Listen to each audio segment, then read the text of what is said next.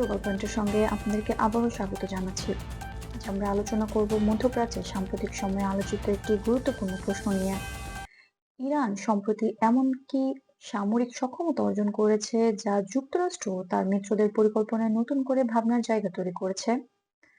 আন্তর্জাতিক বিভিন্ন গণমাধ্যম ও প্রতিরক্ষা বিশ্লেষকদের মতে বিষয়টি কোনো একক ঘটনার ফল নয়, বরং এটি দীর্ঘ সময় ধরে গড়ে ওঠা প্রযুক্তিগত উন্নয়ন, আঞ্চলিক নিরাপত্তা বাস্তবতা এবং প্রতিরক্ষা সক্ষমতার পরিবর্তনের সম্মিলিত প্রতিফলন। ইরানের ইসলামিক রেভলিউশনারি গার্ড কোর বা আইআরজিসি সাম্প্রতিক বছরগুলোতে তাদের নিজস্ব প্রতিরক্ষা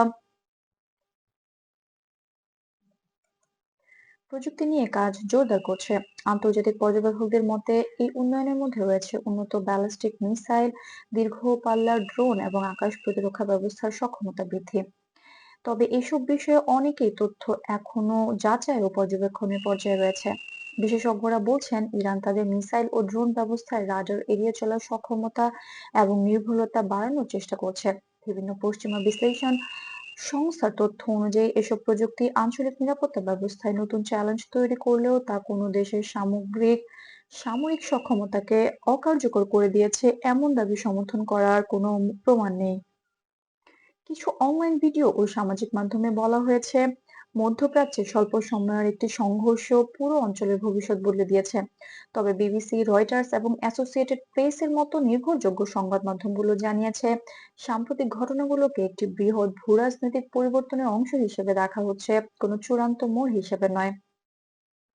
এদিকে যুক্তরাষ্ট্রের প্রতিরক্ষা দপ্তরের ব্রিফিংগুলোতে বলা হয়েছে ইরানের প্রযুক্তিগত সক্ষমতা আগের তুলনায় বেড়েছে, বিশেষ করে ড্রোন এবং আকাশ প্রতিরক্ষা ব্যবস্থায়। তবে যুক্তরাষ্ট্র ও তার মিত্রদের প্রতিরক্ষা অবকাঠামো এখনো কার্যকর রয়েছে এবং আঞ্চলিক উপস্থিতি বজায় আছে। আন্তর্জাতিক নিরাপত্তা বিশ্লেষকদের মতে ইরানের নিজস্বভাবে তৈরি কিছু আকাশ প্রতিরক্ষা ব্যবস্থা প্রতিরক্ষামূলকভাবে ব্যবহৃত হয়েছে বলে দাবি করা হলেও সেগুলোর কার্যকারিতা নিয়ে এখনো পূর্ণাঙ্গ ও স্বাধীন যাচাই চলছে। একইভাবে কৃত্রিম বুদ্ধিমত্তা নির্ভর সামরিক প্রযুক্তির বিষয়ে ইরান যে দাবি করছে তা ভবিষ্যৎ সম্ভাবনার ইঙ্গিত দিলেও বর্তমান বাস্তবতায় সীমাবদ্ধতা রয়েছে। বিশেষজ্ঞরা আরো বলছেন মধ্যপ্রাচ্যের সাম্প্রতিক ঘটনাগুলো মূলত শক্তির ভারসাম্য, কূটনৈতিক অবস্থান এবং প্রতিরক্ষা পরিস্থিতির উপর প্রভাব ফেলছে। তবে কোনো পক্ষই এখনো সরাসরি বড় ধরনের সামরিক সিদ্ধান্তে যাচ্ছে এমন স্পষ্ট ইঙ্গিত পাওয়া যায়নি।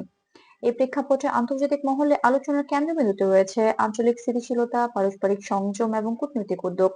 যুক্তরাষ্ট্র সহ বিভিন্ন দেশ পরিস্থিতি নিবিড়ভাবে পর্যবেক্ষণ করছে এবং উত্তেজনা নিয়ন্ত্রণে রাখতে কূটনৈতিক যোগাযোগ অব্যাহত রয়েছে।